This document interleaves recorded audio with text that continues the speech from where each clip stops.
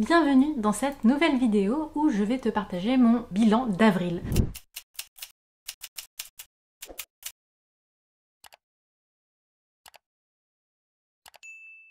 J'ai pas fait beaucoup de vidéos, j'avoue, au mois de mars-avril, c'était un peu compliqué, mais voilà, je reprends mon rythme tranquillement.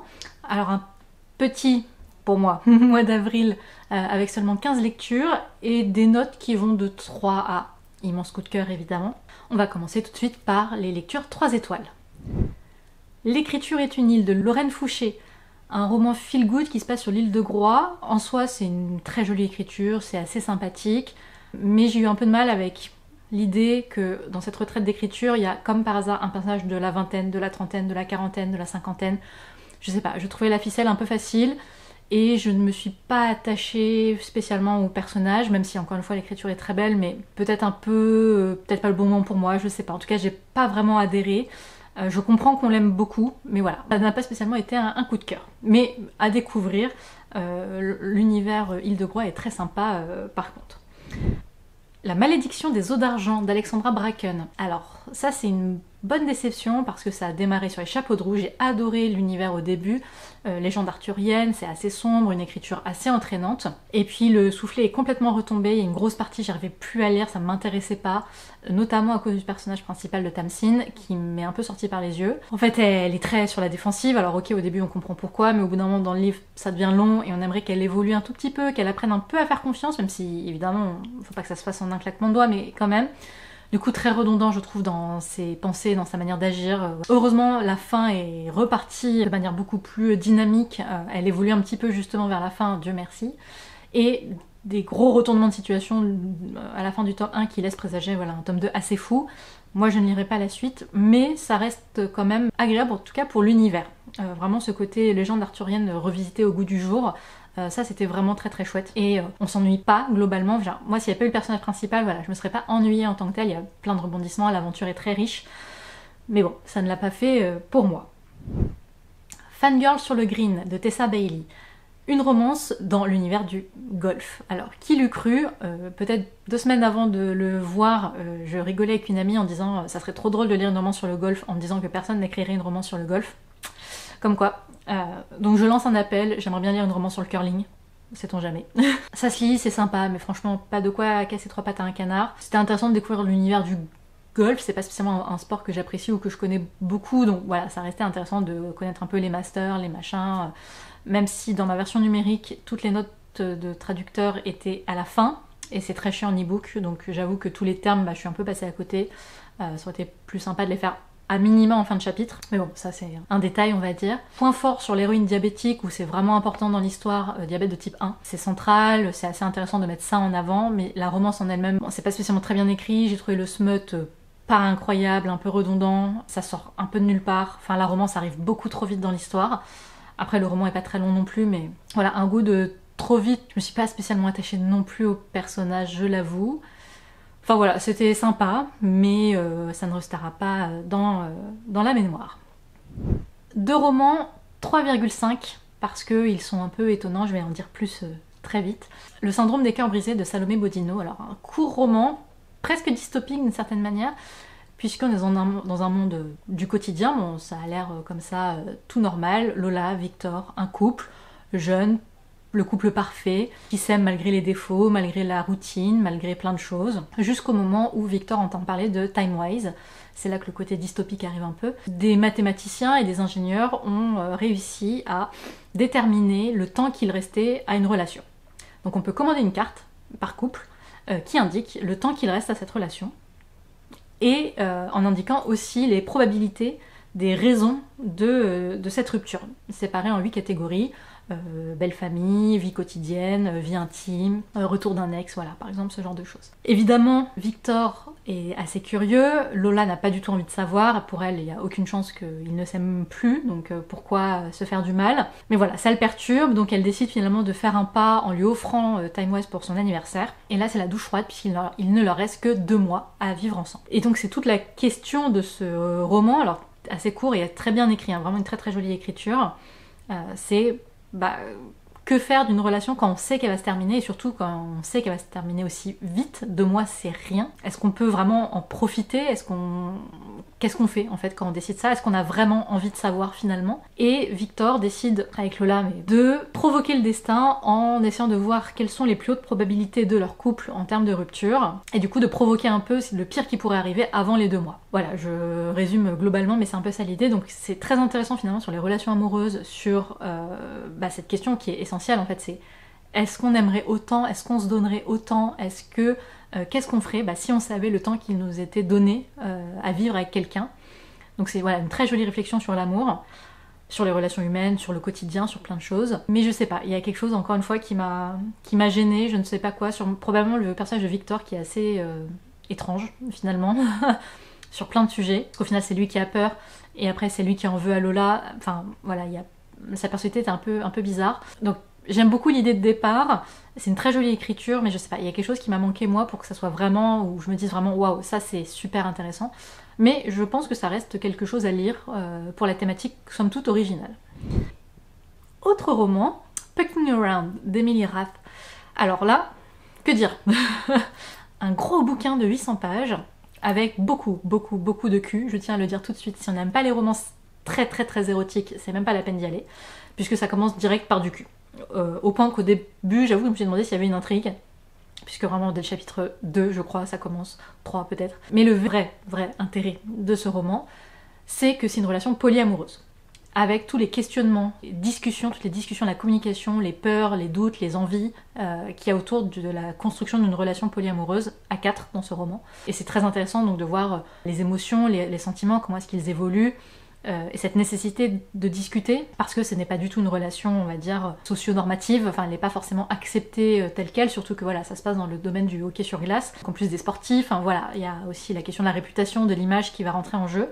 Donc voilà, j'ai beaucoup aimé cette partie-là, en fait, vraiment de réflexion sur le polyamour et sur tout l'aspect communication, c'est très bienveillant entre eux, hein. Vraiment, c'est une très belle histoire d'amour, mais faut passer le cul. Vraiment, il y en a beaucoup, alors dans toutes les configurations, à 2, à 3, à 4, je laisse l'imagination faire le reste. C'est pas spécialement mal écrit, quoique au début c'était vraiment pas fou, ça s'est un peu amélioré, mais c'est juste qu'il y en a trop, enfin vraiment, à la fin j'en pouvais plus. On a compris l'idée, et je trouve ça même dommage que ça soit autant axé sur le cul, alors qu'il y avait sûrement plein d'autres choses à faire en termes de relations polyamoureuses. Mais relativement bonne surprise quand même sur le thème, mais juste voilà, trop de cul tue le cul, c'était pas possible. Long Story Short de Lucille Jones, courte romance que j'ai beaucoup aimée, parce que pour une fois, c'est le personnage masculin qui est un auteur de romance, et qui va donc subir toutes les réflexions liées à ce genre, et du coup je trouvais ça un peu méta, la romance qui parle de la romance. Et c'était assez intéressant, il y avait plein de réflexions super intéressantes par contre vraiment sur la manière dont les gens perçoivent la romance, un auteur de romance ou une autrice de romance d'ailleurs, peu importe. J'imagine tout à fait que certaines réflexions sont ce que la plupart, voire tous et toutes les auteurs-autrices de romances se prennent, que c'est pas de la vraie littérature, etc. Donc ça, je trouve ça super intéressant. La romance en elle-même est assez chou, enfin, c'est dynamique, voilà, c'est un peu un enemies to lovers, prof-élève, enfin voilà, tout majeur, hein. Je tiens à le dire tout de suite, c'est une élève universitaire et un très jeune prof, donc il y a quasi pas de différence d'âge, un peu, mais très peu. Donc c'était vraiment très chouette, mais pour moi, le vrai intérêt de cette romance, c'est voilà, c'est cette réflexion sur le genre de la romance, et c'est une réflexion qui me passionne, donc j'étais très contente de lire ce roman. Au pays des choses dernières de Paul Auster, mon premier Paul Auster, donc littérature américaine, et c'était très étonnant. C'est écrit sous forme d'une longue lettre destinée à on ne sait pas trop qui, racontée par Anna, qui est arrivée dans le pays des choses dernières pour retrouver quelqu'un. Et c'est un univers, enfin c'est un monde contemporain, mais un peu post-apo, un peu dystopique, c'est très étrange.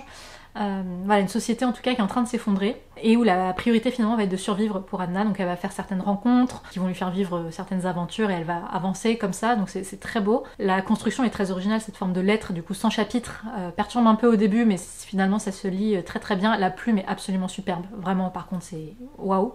Mais je m'attendais pas du tout à lire ce côté un peu science-fiction dans ce roman, surtout après avoir lu La parabole du semeur le mois d'avant. Donc c'était assez étonnant d'enchaîner sur ça. Je pense que c'est vraiment un roman à découvrir, pour le coup, pour la plume, pour l'originalité de la construction, pour le texte, pour les réflexions qu'il y a dedans. C'était vraiment une très bonne surprise. Sadie à Bride-les-Bains de Suzy Morgenstern, autrice de jeunesse qui se lance dans son premier roman adulte, une comédie romantique très étonnante, notamment par la plume. Je m'attendais pas du tout à ça. Quand on lit comédie romantique, on s'attend à une plume un peu légère, un peu simple, bon j'aime pas trop le terme mais je ne sais pas comment le dire autrement, et pas du tout, l'écriture est très surprenante, vraiment, je peux pas en dire plus, faut le lire, mais c'est assez étrange. Donc ça surprend un peu au début, j'ai eu du mal à rentrer dedans.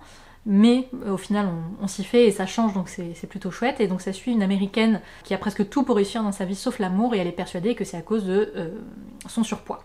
Donc elle part en France, à Bride-les-Bains, pour une cure thermale d'amaigrissement. On mange 3 feuilles de salade avec une carotte, enfin, voilà, et il y a une partie thermale avec donc des soins, des massages, des bains de boue, etc. Donc il y a toute une réflexion sur le célibat hein, en tant que femme, et aussi sur la grossophobie. Ce qui est intéressant dans cet ouvrage, c'est la grossophobie complètement intériorisée du personnage en lui-même. Elle juge énormément les personnes grosses, dont elle-même hein, évidemment, mais elle est très très dure et très injuste finalement avec elle-même et avec les autres. Et on voit à quel point en fait elle a tellement grandi dans cette idée qu'elle était moche, qu'elle n'était pas désirable à cause de ce surpoids, qu'elle l'a complètement intériorisé, et c'est très intéressant.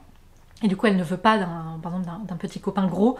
Enfin voilà, c'est très intéressant cette partie-là. Après c'est une comédie romantique, donc voilà, on devine un peu la fin, on va pas se mentir. C'est assez prévisible, mais je pense que c'est pas le but de ce genre de roman d'être surprenant en tant que tel. Si on a envie d'humour avec un personnage américain qui dénonce un peu les Français, et c'est dur de se défendre sur ce qu'elle dit à certains moments. Voilà, c'était une lecture très légère qui se lit très bien pour l'été.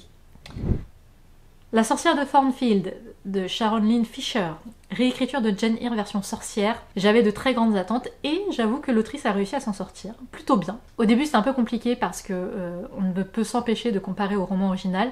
Et en fait, elle a énormément condensé l'histoire, donc on démarre très vite à un moment qui, dans le roman original, arrive beaucoup plus tard. Donc voilà, il y a toute une partie qui manque.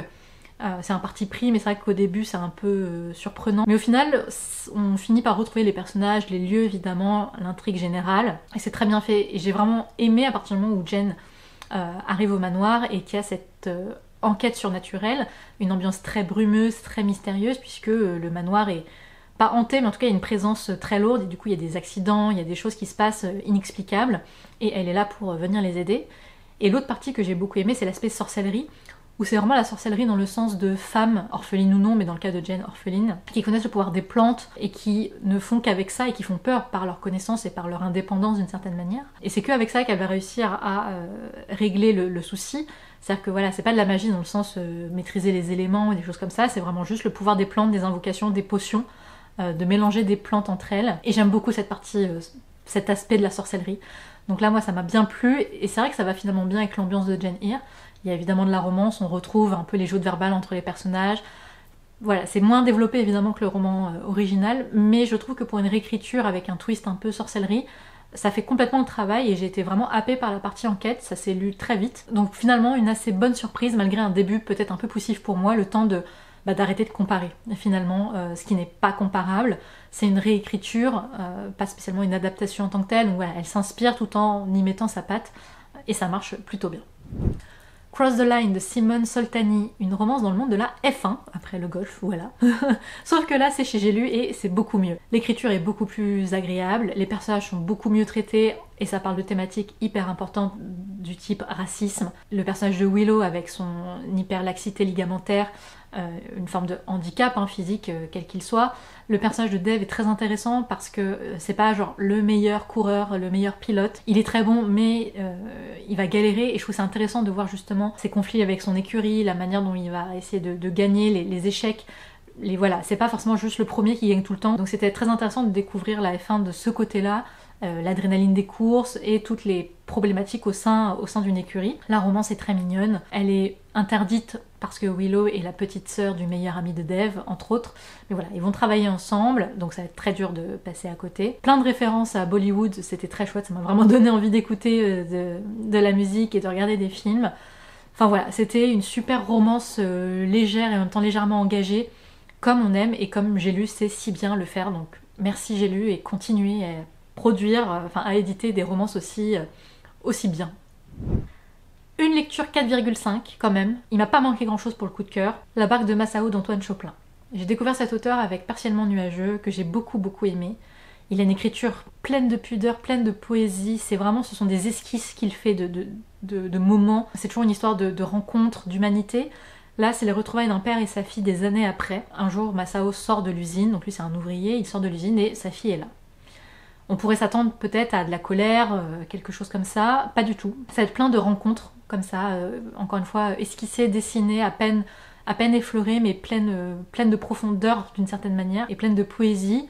Donc des rencontres qui vont dévoiler un peu du passé de Masao évidemment, mais qui va aussi renouer les liens entre ce père et sa fille. C'est vraiment très joli, très, très doux. Il y a plein de moments magnifiques que j'ai beaucoup aimés. Voilà, peut-être un poil trop éthéré, peut-être un poil comparé à Partiellement nuageux, quoique. Mais ça reste un auteur à suivre, je suis assez d'accord avec mon libraire, je pense qu'on va continuer à suivre cet auteur français qui écrit vraiment des choses sublimes. Et ce qui est intéressant, c'est qu'il a écrit donc Partiellement nuageux, ça se passe au Chili, La barque de Masao se passe au Japon, mais sans jamais fantasmer ces pays-là, sans jamais avoir un côté un peu occidental qui fantasme sur ces pays exotiques. C'est plus un cadre, un paysage, mais voilà, sans tomber dans les clichés de l'un ou de l'autre, même si là avec le Japon il y a quelque chose d'encore plus pudique qui va très bien avec la culture japonaise, mais voilà, ça reste... on n'a pas l'impression d'un Français qui se croit japonais et qui écrit au Japon, c'est vraiment très bien fait. Les lectures 5 étoiles, il y en a 3. The Rulebook de Sarah Adams, comédie romantique adorable, j'ai vraiment vibré avec Derek et Nora. Donc Nora est une agente sportive qui doit faire son trou dans un monde éminemment macho où on la juge pour ses tenues colorées, pour sa joie de vivre, pour son sourire. Et là elle va avoir son premier vrai client qui est Derek Pender, un joueur de football américain et qui est aussi son ex. Voilà. Sauf que évidemment ils n'ont pas envie de le dire pour... X raisons, donc ils vont finir par travailler ensemble. Et j'ai adoré cette romance Second Chance. Vraiment c'était mignon comme tout, c'était drôle, c'était léger, c'était touchant, ça parle de plein de sujets. Enfin voilà, notamment Derek qui est dyslexique et qui a été diagnostiqué très tard, et avec toutes les problématiques que ça a amené, la manière dont il s'est construit par rapport à ça. Nora évidemment avec une société très macho. Donc voilà, c'est encore une fois c'est chez J'ai lu et que dire, juste continuer, c'est vraiment là c'était vraiment génial, j'ai dévoré du début à la fin, c'était juste trop bien. Primal Hunter tome 2 de Zogarth toujours. Bon, je vais pas m'étaler sur la question puisque c'est un tome 2, mais j'ai adoré retrouver Jake, ses aventures dans le tutoriel. Il devient de plus en plus puissant. Là, il y a de plus en plus de personnages qui arrivent et c'est très intéressant. Et ce tome 2 arrive sur la fin du tutoriel notamment et l'après. Et c'était très intéressant aussi à ce niveau-là. Voilà, c'est un peu plus d'humour peut-être que le tome 1. En tout cas, j'ai adoré, j'ai dévoré encore plus de 700 pages je crois, mais franchement ça se lit tout seul. Il y a toujours ce côté l'ITRPG évidemment, donc de voir les réflexions du personnage sur le choix de telles compétences, etc. Il y a un passage vers la fin qui est excellent, sur un choix de compétences d'ailleurs. Je dirais rien, mais c'était très très drôle. Juste, cette saga, pour moi, c'est la LITRPG dans ce qu'il y a de mieux. Alors non pas que j'en ai lu beaucoup, mais si tout est comme ça, franchement tant mieux. Et si c'est moins bien, c'est juste que cette saga c'est la meilleure. Franchement, j'ai hâte de lire le tome 3. A Witch's Guide to Fake Dating a Daemon. Pas le titre le plus facile à dire en français, puisque c'est en anglais, de Sarah Holly, chez Rajo. On prend de la comédie romantique, on le mélange à de la cozy fantasy, et ça donne ça. Pareil, c'est très drôle, très touchant. Marielle, une jeune sorcière, pas très douée, sauf avec la nature, la magie des plantes et de la nature. Mais ça suffit pas pour sa mère, qui est absolument atroce avec elle. Et alors qu'elle tente un sort, somme toute basique, elle invoque, sans faire exprès, un démon. Osroth. Sauf que dans le monde démoniaque, quand un démon est invoqué, il ne peut pas retourner dans le monde des démons tant qu'il n'a pas réussi sa transaction, c'est-à-dire l'âme de l'invoqueur contre ce qu'il souhaite le plus au monde. Marielle ne veut rien, donc ils se retrouvent forcés d'être ensemble et de se côtoyer. Il y a une petite intrigue évidemment autour de ça, un étrange mal qui ronge la forêt de sa ville, la mairie dont sa mère, entre autres aussi, protège et veut construire un complexe hôtelier qui risque de détruire l'écosystème et la magie du coin. Enfin voilà, donc c'est très léger, assez sexy sans être too much, très mignon, et ça parle de plein de thèmes évidemment, et ça c'est ça que j'adore, voilà, écologie, communication émotionnelle, puisque Osroth a du mal, c'est un démon à la base qui est censé être froid, sauf qu'il ressent des choses et il sait pas comment faire avec, mais Marielle va être là pour l'aider à communiquer, et c'est très mignon. De l'humour, on rigole, enfin vraiment j'ai pouffé à plein de moments, c'est avec des situations complètement cocasses. Lecture vraiment très légère pour le printemps qui donne envie de se savourer, de se dévorer comme un petit bonbon. On termine avec le coup de cœur du mois, vraiment la claque littéraire du mois d'avril. Va où la rivière te porte de Shelley Reid chez Pocket. Si t'as aimé Delia Owens, c'est là où chantent les écrevisses, si t'as aimé Glendy Vendera dans La forêt des larmes, lis ce roman. On est vraiment dans le même type de roman nature writing, là on est dans la Big Blue Wilderness au Colorado, et on va suivre Tori, qui va devenir Victoria en devenant adulte, on va dire, donc à 17 ans, au moment où elle rencontre Will, un Indien, et c'est une rencontre qui va absolument tout bouleverser. Et c'est assez intéressant de voir vraiment cette idée de une rencontre, il aurait suffi d'une autre journée, d'un autre moment et ça ne se serait pas passé, mais cette rencontre va tout changer. Et donc on va suivre Tori sur le long des années. Alors il y a beaucoup de choses dramatiques, c'est percutant et très émouvant en plein de moments, très poignant, on a les larmes aux yeux à plusieurs reprises. Et en même temps il y a quelque chose de Je sais pas si c'est lumineux le terme, mais en tout cas c'est pas non plus juste du drame sur du drame pour être chialant. Voilà, il y a quand même des très beaux moments, très poétiques, très beaux, qui permettent de garder espoir. Le personnage de Victoria est incroyable, un personnage de femme forte, pas forcément dans le sens que c'est une héroïne, mais juste qui va assumer les choix qu'elle est obligée de faire, pas toujours les bons, pas toujours ceux qu'elle aurait envie de faire, mais c'est une autre époque, c'est une femme. Voilà, il y a plein de choses, mais c'est très très touchant, la plume est incroyable. Il y a vraiment plein de phrases que j'aurais aimé noter, je suis pas du genre à prendre des notes, mais là pour le coup, ça donnait envie. C'est assez court, 300 pages et quelques, et en 300 pages, l'autrice arrive à créer des scènes absolument marquantes, qui restent vraiment longtemps, avec un potentiel émotionnel complètement fou. Enfin franchement, c'était, ça faisait longtemps qu'un roman ne m'avait pas fait sentir des choses comme ça. Il y a une partie vers la fin où vraiment j'ai cru que j'allais pleurer. Enfin voilà, c'est très beau, très dur, mais comme tous ces destins de femmes. Et le cas de Nature Writing évidemment qui est incroyable. Voilà pour mon bilan du mois d'avril. S'il y a un roman qui t'a plu, que tu as lu comme moi, n'hésite pas à le dire. S'il y en a qui te tentent, pareil, n'hésite pas à me le dire en commentaire ou à me dire ce que toi tu as lu et aimé pour ce mois d'avril. Et on se retrouve bientôt pour une nouvelle vidéo. Ciao ciao!